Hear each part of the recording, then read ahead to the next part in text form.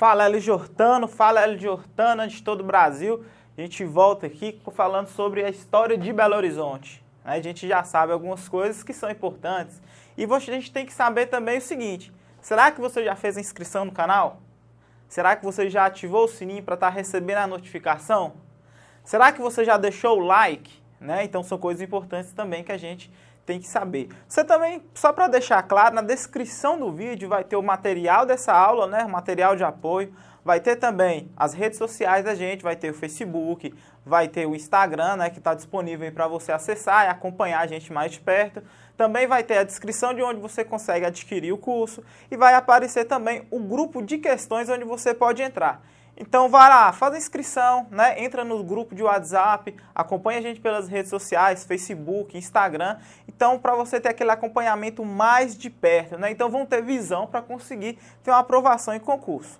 Ok? Então vamos continuar a nossa aula, vamos começar sobre o conteúdo que a gente vai falar, só lembrando que Belo Horizonte hoje tem característica muito importante, é uma cidade de muita relevância, mas a gente tem que saber também, A gente tem que saber também sobre o processo de formação desse município, que a gente já passou em outras aulas, a gente já verificou algumas coisas, a gente vai aprofundar hoje e falar o quê? Mais ou menos sobre, a gente vai falar sobre a questão de que hoje? A gente vai pegar um pouco da questão histórica e vai ligar também à questão atual. Então essas questões atuais, elas têm a característica bacana de cair para a prova para vocês. Então o foco hoje não é mais a formação do município, igual a gente já teve. Então o foco nosso é mais atual, mas a gente vai dar aquela pinceladinha sempre nas questões de formação do município, porque elas são importantes para cair na prova para vocês. Beleza? Só para lembrar mais uma vez, você já deixou o seu like, já se inscreveu no canal, Já ativa o sininho das notificações e acompanha a gente nas redes sociais. E no final de tudo, se você gostou do vídeo, faz o seguinte, compartilha com seu amigo aí, Faz o compartilhamento.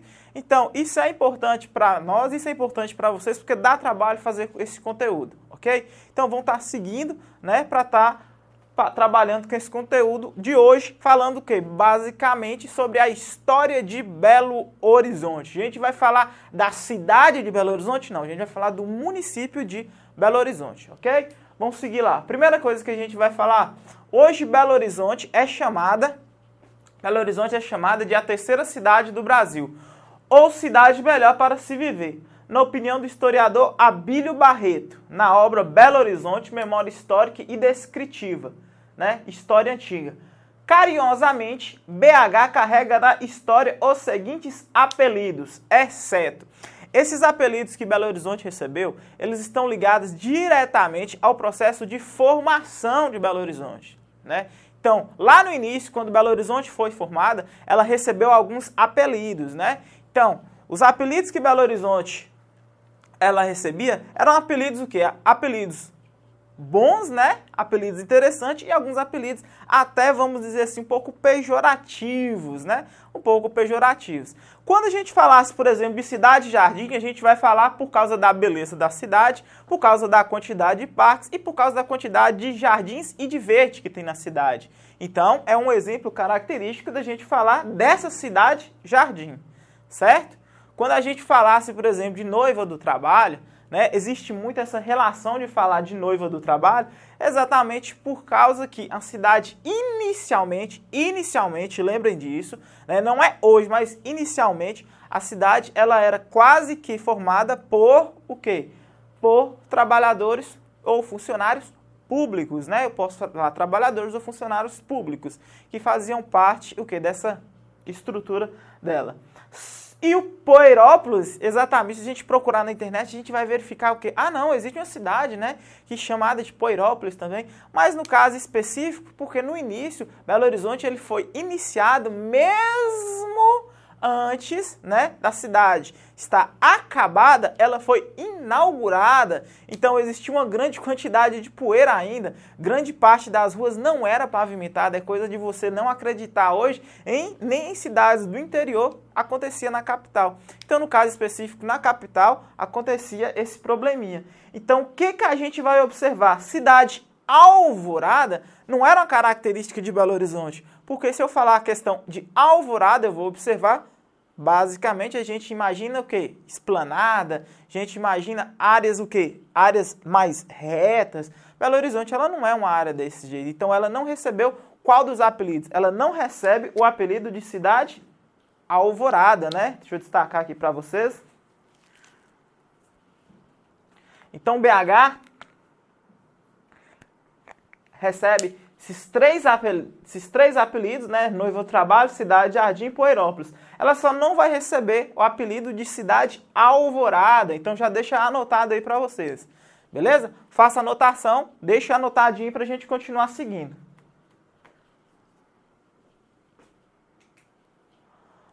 Olá! Aí a gente segue e fala o seguinte: os movimentos populares estão no cerne da democracia e tiveram um papel fundamental na vida política e social de Belo Horizonte. Não é considerado movimento popular. Movimentos populares são aqueles movimentos que advêm da sociedade, certo? Quando eles advêm da sociedade, eles têm uma certa importância ou representatividade social, né? Então, por exemplo, se eu tenho uma pastoral de favelas, ela representa qual grupo específico de pessoas? Ela vai representar o grupo ligado a favelas, beleza? Se eu tenho um grupo que é ligado, por exemplo, se eu tenho um grupo que é ligado a deficientes, então ele vai ser ligado, a gente pode nem falar deficientes hoje, né? Pessoas com deficiência, pessoas portadoras de necessidades especiais, elas representam um grupo específico, né? Então elas vão estar representando um grupo específico. Vamos verificar o que mais que a gente tem. Ó, pastoral operária, ela representa o quê? Os operários, então ela vai ter uma representação dos operários ou da construção civil, né? Ou então do trabalho de fábrica, do chão de fábrica, né? Que é falado, ou então de qualquer tipo de trabalho que seja braçal, então eles vão entrar nessa questão operária. É muito comum essa pastoral operária, ela tá ligada, o quê? Ela tá muito ligada, é comum, não falei com vocês que é regra, certo? É muito comum, ela está o quê? Próxima a sindicatos. É muito comum a pastoral operária estar próxima aos sindicatos. Não quer dizer que ela tenha que estar ligada, quer dizer que é próximo. E união de defesa coletiva. União de defesa coletiva, normalmente é a união de pastorais. É o que é mais comum, né? Então, Departamento de Vigilância Social. Vamos ver ali o Departamento de Vigilância Social. Então, nesse caso aqui em específico, eu vou fazer o quê? Eu vou criar um órgão, observe o seguinte, é um órgão governamental, certo? Um órgão governamental que é ligado a quem? O órgão governamental que vai ser ligado basicamente... Um órgão governamental que é ligado basicamente à questão da vigilância social. É importante nesse caso eu observar o quê? Que esse departamento de vigilância social, ele serve para trabalhar junto aquelas pessoas que estão em situação de risco, aquelas pessoas que estão o quê? Que estão na rua, essas pessoas que estão desabrigadas, mas é um departamento de vigilância. Ela não é uma pastoral que atua com essas pessoas buscando um bem comum. Ela oferece algumas oportunidades, mas é um órgão governamental. Então, esse departamento de vigilância social é um órgão governamental. E por ser um órgão governamental, é óbvio que ele não vai ser um órgão de característica, o quê? Social, né? Então, olha lá, eles perguntam de movimentos populares. Então, esse movimento, mesmo ele sendo direcionado para a questão popular, por ele ser um órgão governamental, ele não tem a característica básica de ser popular. Ele é governamental. Lembrem disso, Departamento de Vigilância Social, ele é um departamento de estrutura governamental.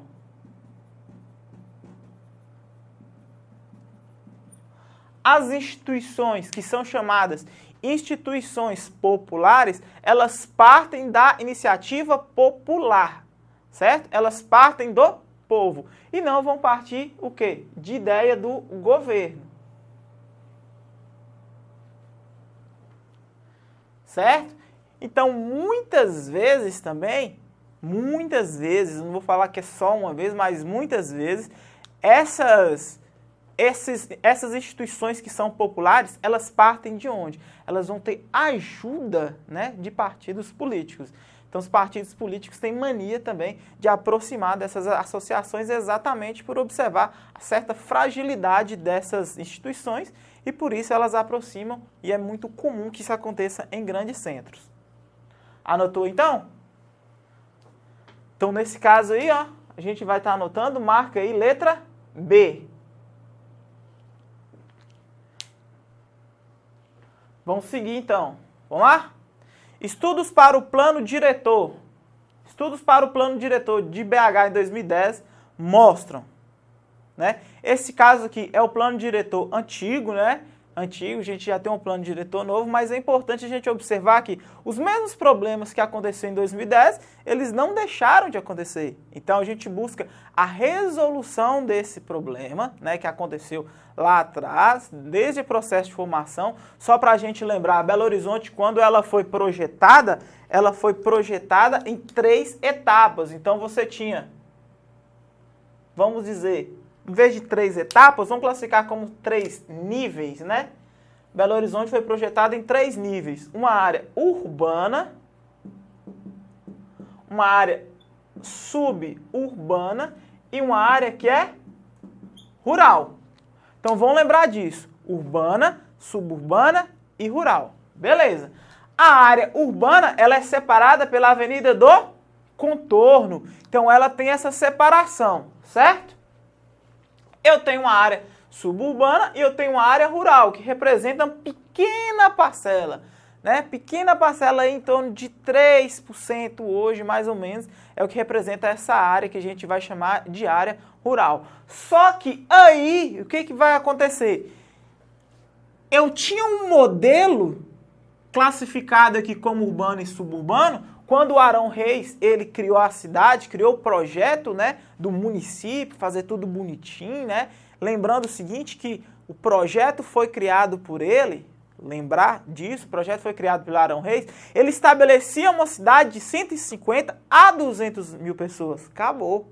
Então essa é a ideia. Então nesse projeto de área urbana e suburbana, era o quê? 150 a 200 mil. Hoje, só em Belo Horizonte, a gente tem aí aproximadamente, variam, né, a questão que é estabelecida de população estimada, existem dados de 2,5 a 2,9 milhões de pessoas, beleza, né? Mas a gente já sabe, se a gente pegar só 2 milhões, já observa que é 10 vezes mais. Então é 10 vezes mais do que ele calculou. Então quer dizer que essa população, ela extrapola esse modelo inicial. Como ela extrapola esse modelo inicial, ela vai expandir para qualquer lugar. Ela vai expandir o quê? Para área que tem infraestrutura? Não. Ela vai expandir para qualquer lugar, qualquer área que tenha lá na cidade. Beleza, ele vai expandir só para a área de cidade? Não, ele pode expandir para a área de município também, né? Porque lembrando, município é urbano e rural, então ele pode expandir para qualquer ponto. E nessas áreas onde ele expande, é óbvio que a infraestrutura ela não vai chegar da mesma maneira para todos os lugares. Então lembrem, se eu tenho uma área que é planejada, a infraestrutura chega. Água, luz, esgoto, né, asfalto, escola, né, vamos pôr supermercados, comércios, apesar que o comércio ele tem uma mania bacana que é acompanhar o crescimento. Onde que tem crescimento, o comércio vai. Mesmo que seja subcomércios, mas o comércio ele vai. Ele não preocupa com relação a isso, não. Né? Se tem população, tem como ter dinheiro, o comércio vai atrás. Vamos lembrar todas as vezes disso, beleza? Mas como que você me afirma isso? Que o comércio ele vai atrás? Porque a gente já tem uma grande quantidade de comércios que estão localizados onde? Nos aglomerados de Belo Horizonte. Lembre o seguinte, quando eu falar, por exemplo, de aglomerado em Belo Horizonte, eu falo de um conjunto de vilas, né? De um conjunto de favelas, eu chamo lá em Belo Horizonte de aglomerados. né? Então eu tenho o quê? Cabana do Pai Tomás, eu vou ter qual? Aglomerado da Serra. Então são aglomerados que a gente tem muito o quê? Importantes lá na capital e exatamente de áreas que não foram estruturadas. Então você não teve a estruturação. Então, quando você foi observar, não chegava naquela área a infraestrutura. Então a infraestrutura não tinha a capacidade de chegar ali porque não foi planejado. Então, quando fez o planejamento, não chegou até lá. Então, lembrando todas as vezes dessa distribuição aí. E como que eu separava a área urbana da área suburbana? Através da Avenida do Contorno. Através da Avenida do Contorno. Então, ela que fazia essa separação. Lembrem disso. Olá, estudos para o Plano Diretor de 2010, BH 2010, mostram a concentração de estabelecimentos comerciais, industriais e serviços na área central e suas imediações. Concentração, beleza? Olá, comerciais, industriais e de serviços, quer dizer que a maior quantidade está lá. Lembrem, por exemplo, que a maior quantidade de bares estão localizados onde? Na área central, né? Na área central, e que vai estar localizado na área central e naqueles bairros que estão ali mais no entorno. A maior quantidade, né? Eu não falei todos, eu falei a maior quantidade. Lembrem, eu falei de quê? Que os outros comércios, eles são subcomércios. Por quê? Porque eles não estão registrados a maior parte. Então, por isso que são subcomércios. Não tem registro. Então, sempre é dado de estimativa. Dado de estimativa. O que é um dado de estimativa? É se eu chegasse e falar, por exemplo, ó, naquele morro ali eu tenho aproximadamente uns 1000 comércios, mas nenhum está registrado. Aí eu chego, por exemplo, no centro e falo, no centro eu tenho 10.000 comércios. Está registrado. Eu sei que eu tenho 10.000. Então, no dado estimado pode ter 200 ou pode ter 1.200, porque é um dado estimado, eu faço um dado aproximado, porque eu passo contando, né? Tem horas que eu posso esquecer, então não é exato porque não tem registro, a gente chama também de subcomércios. Equipamentos sociais de saúde, educação e lazer bem distribuídos nas 9 regionais. Será que isso acontece? Bem distribuído nas 9 regionais? Né? Vamos estar verificando isso aqui também. Que o nível de distribuição das atividades e equipamentos proporciona a mesma segregação social que o processo de metropolização e periferização cristalizou. E 4, que temos 2 cidades convivendo lado a lado. A cidade das classes média e alta e a cidade da periferia com índices urbanos e sociais semelhantes ao da primeira. A gente já acha um erro aí feio, né? Vamos ver aqui o erro que a gente identificou. Temos 2 cidades convivendo lado a lado. A cidade das classes média e alta e a cidade da periferia, com índices urbanos e sociais semelhantes ao da primeira. Então, nesse caso, eu já verifico o seguinte, né? A gente vai verificar o que em específico nisso aí. Ó, se eu tenho uma cidade que é de classe média e alta e a outra que é da periferia, eu não vou ter o mesmo índice urbano e social, né? Nem que seja próximo. Lembrem aqui, desde o processo de formação, Belo Horizonte, ele não lembrou que poderia ter pobre ali nesse município. Então, como ele não imaginou, não passou pela cabeça do Arão Reis na época que poderia ter pobre, então a partir desse momento começa a segregação. Então, se eu tenho 2 cidades, uma onde vai ter a concentração da população, né, rica e, vamos dizer, classe média e alta, e na outra, a periferia, que é a população de menor poder aquisitivo, então eu não tenho o quê?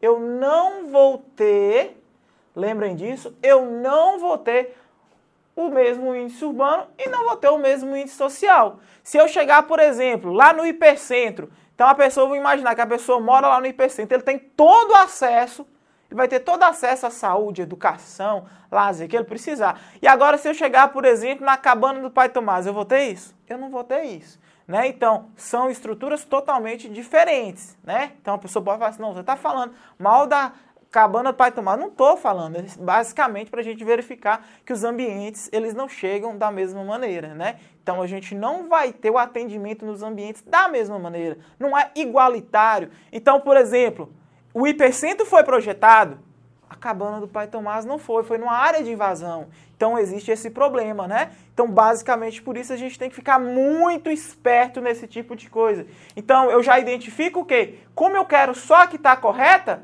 vamos lembrar, ó, a 4 eu já tiro. Então, vamos lá, para não perder tempo. Todas que têm a 4 vão tirar? Então, a letra C já sai, né? A única que vai ter a 4, beleza? Vamos verificar aqui, então. Vamos continuar. Vamos continuar isso aqui, né? Não podemos perder, ó. A concentração de estabelecimentos comerciais, industriais e de serviços na área central e suas imediações, beleza? Isso eu já falei com vocês, né? No caso específico, eu já falei que a maior concentração está ali no hipercentro. O exemplo clássico que vocês podem utilizar é a maior quantidade de bares que está localizado onde? Que está localizado lá na área central e naqueles bairros que estão no entorno. Então, isso aí que é importante a gente saber, certo? Então, vamos lá. Todas que tem A1. Ó, a A tem A1, né? E a D tem A1.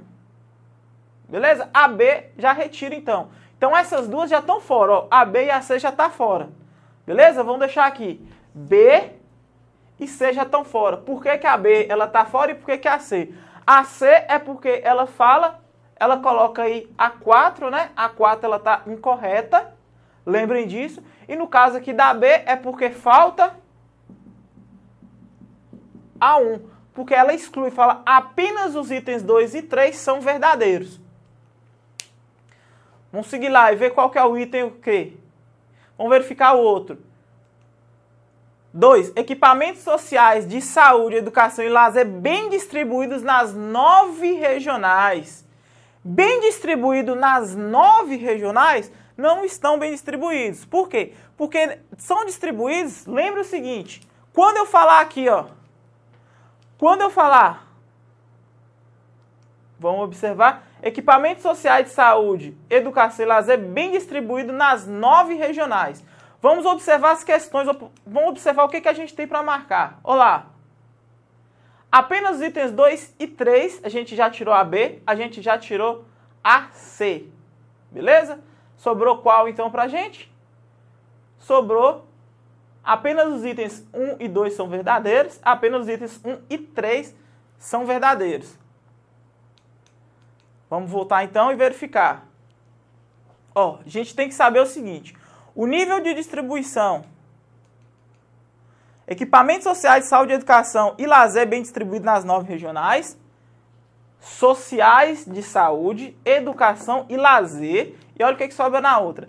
Que o nível de distribuição das atividades e equipamentos proporciona a mesma segregação social que o processo de metropolização e periferização cristalizou. Vamos lá, então. O que acontece? O nível de distribuição das atividades e equipamentos proporciona a mesma segregação social. O que é segregação social? Segregação social eu vou fazer basicamente, olha o que eu faço na segregação social. Eu vou fazer uma distribuição, vou pegar o seguinte, vou concentrar numa área ricos e noutra área pobres. Vamos mudar até a cor aqui. Vamos mudar até a cor para não ficar da mesma cor aqui no caso, porque senão vai ficar parecendo, né? Vai ficar parecendo o quê? Que é o mesmo desenho. Então aqui é ricos e aqui vão pôr aqui pobres, beleza? Então aqui eu tenho rico e aqui eu tenho pobre. Segregou quer dizer que eles estão separados. Rico no lugar, pobre em outro. Processo de metropolização. Metropolizar. O que é metropolizar? Metropolizar é quando eu pego uma cidade e transformo ela em um ponto de referência, em uma metrópole. E falo periferização. Periferização. O que acontece aqui nessa periferização? Periferização é o processo onde as pessoas vão para as periferias, porque não tem condições de estar nas áreas o quê? Projetadas, que são áreas mais caras. Então, nesse caso aqui específico, eu vou observar o quê? que a questão vai ser, a gente vai marcar aqui a letra... Apagar aqui agora. Marque aí o processo aqui correto no número 3, é a letra D. Apenas os itens 1 e 3 são verdadeiros, né? Apenas os itens 1 e 3 são verdadeiros. Lembrando aí, o item 1, vamos pegar aqui só ver qual que é o item 1, né? O item 1 é a concentração de estabelecimentos comerciais, industriais e de serviços na área central e suas imediações, beleza? E 3, o nível de distribuição das atividades e equipamentos proporciona a mesma segregação social que o processo de metropolização e periferização cristalizou. Então a gente vai trabalhar em cima dessa lógica, lembrando basicamente que se eu tenho equipamento social, beleza. Se eu não tenho, aí eu vou prejudicar basicamente essa concentração. Vou deixar esses equipamentos mais para os ricos e deixar quase nada para os pobres, certo? Segue lá na 4, de 67. Vamos ficar esperto e lembrando, já deixou a inscrição? Já fez a inscrição aí no canal? Fez a inscrição? Já curtiu? Né? Já fica esperto, acabar o vídeo, tá lá no final, você vai compartilhar para o amigo, quer ver? De 1967 até 1979, os prefeitos de Belo Horizonte deixaram de ser eleitos para serem nomeados.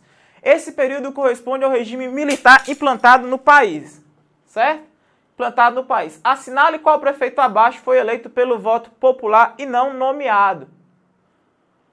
Olá, vamos verificar qual desses aí que aconteceu isso. Dr. Célio de Castro, Dr. Oswaldo Piorczak, Dr. Luiz Verano e Dr. Maurício Freitas Teixeira Campos. Nesse caso aqui a gente vai saber basicamente que foi quem? Foi o Dr. Célio de Castro. Exatamente o Dr. Célio de Castro, que foi um dos melhores prefeitos que teve em Belo Horizonte. Lembrando que foi um dos prefeitos mais humanos. Nunca esqueçam também, por exemplo, do JK, né? Mas ele foi um dos prefeitos mais humanos e ele saiu, né? No caso, ele teve um mandato que foi bom, mas no segundo mandato, o que acontece? Ele vai renunciar, ele renuncia para a entrada do Pimentel. Então ele renuncia por problemas de saúde. Beleza? Então vamos deixar marcado aí, ó. Doutor Célio de Castro, letra A. Podemos seguir? Em relação à participação das associações de moradores nas lutas urbanas, pode-se dizer, primeiro, que os dados existentes desde a transferência da capital para Belo Horizonte até hoje são bastante significativos para analisar a trajetória da melhoria urbana da cidade. 2. Que alguns partidos políticos tiveram relevância por incluir em suas propostas partidárias a participação das associações. Olá, 3. Que a Igreja Católica, em seu todo, incorporou-se de corpo e alma aos movimentos associativos, como ocorreu em outras partes do país. Ou 4. Todos os municípios que integraram a região metropolitana de Belo Horizonte em 1980 contavam com associações de base. Então eu vou querer o quê? Marcar a opção correta. Nesse caso aqui em específico, eu tenho que lembrar o seguinte. Como eu já falei com vocês, alguns partidos políticos se aproximaram das associações exatamente por verificar o quê? A fragilidade que eles tinham. Né? A fragilidade que eles tinham. O que eu observo também? Que os dados existentes desde a transferência da capital para Belo Horizonte são bastante significativos para analisar a trajetória da melhoria urbana da cidade. Gente, eu estou falando inicialmente de movimento social, né? Eu estou falando o quê? Olha lá o que a pergunta me diz. Ó, a pergunta quer saber. Participação das associações nas lutas urbanas. Então, eu quero saber dessa participação, não basicamente da evolução. Então, a 1 ela não tem tanta relevância para a gente. Ela não tem relevância para o que eu estou perguntando. A 2, a 3, aliás, que a Igreja Católica, o papel da Igreja Católica aqui, específico na capital, ela sempre foi um papel elitizado, tanto que inicialmente, né, quando o JK ele elabora a Igreja de São Francisco, o que acontece? Ela não é abençoada. Então ela não é abençoada inicialmente, exatamente porque é um estilo mais moderno, né? Então eles falam, não é o estilo que a gente quer, então a gente não inaugura. Então ela sempre ficou mais longe, né? Mais distante, igual aconteceu em outras cidades, que ela se aproximou bastante. E nesse viés, quem aproxima? Nesse viés, quem vai aproximar e quem vai chegar e pegar essa oportunidade vai ser quem? Vai ser os movimentos, o quê? Políticos, os partidos políticos que aproximam dos movimentos sociais. Então é bom a gente ficar esperto em relação a isso. Todos os municípios que integravam a região metropolitana de Belo Horizonte em 1980 contavam com a associação de base. A região metropolitana de Belo Horizonte em 1980, a gente criou a região metropolitana em 1983. Então já pode tirar isso aí de cabeça, certo? Então são alguns erros base aí. Então o que a gente vai marcar o que aí? Na 5 a gente marca apenas o item 2 está correto. Os outros itens estavam incorretos. É uma questão simples da gente refazer, né, da gente responder exatamente. A gente poderia fazê-la somente por eliminação. Então é uma questão bem tranquila. Vamos seguir então. Proibido pisar no gramado. Talvez fosse o melhor dizer. Proibido comer o gramado. A prefeitura vigilante vela a soneca das ervinhas. E o capote preto do guarda é uma bandeira da noite, estrelada de funcionários. Carlos Drummond de Andrade, reunião 1971. Pode-se inferir com base no texto acima que o escritor Carlos Drummond de Andrade tinha preocupação A. em criticar a omissão da Prefeitura de Belo Horizonte com o meio ambiente, B. com a preservação do espaço público, possivelmente uma praça pública, através da Prefeitura de Belo Horizonte, ou C. destacar a importância do guarda municipal em proteger o patrimônio público. Aqui, ó, essa época a gente nem tinha a figura do guarda municipal. Beleza? Ó a época que foi feita, ó. 1971. Então a gente ainda não tinha a figura do guarda municipal. Então a gente já tira essa, né? Então não é marcar ela, vamos eliminar essa aqui já. Então a letra C já está eliminada. D. Fazer apologia do autoritarismo militar da época, em especial o vigilante noturno. Não, eu não estou fazendo apologia ao autoritarismo também, né? Não estou fazendo isso. Estou fazendo o quê? Então, olha o que ele fala. O capote preto do guarda é uma bandeira da noite, beleza? Proibido pisar no gramado, talvez fosse melhor dizer, proibido comer o gramado. A prefeitura vigilante vela a soneca das ervinhas. Ele está querendo falar o seguinte, ele não está criticando a omissão da prefeitura, ele está preocupado com a preservação do espaço público, certo? É a preservação do espaço público que preocupa o Carlos Drummond de Andrade nesse caso aqui. Então é a preocupação do espaço público que vai deixar ele preocupado, beleza? Então a gente finaliza aqui, só para finalizar, então lembre o seguinte, a vaga é nossa, a farda é sua. Né? Já não esqueça, lembre aí, compartilha, faz a inscrição, deixe seu like, ative a notificação e na descrição, redes sociais, material de apoio, né? O nosso curso vai estar todo disponível, siga nossas redes sociais, ok? Então aguardo vocês nas próximas aulas.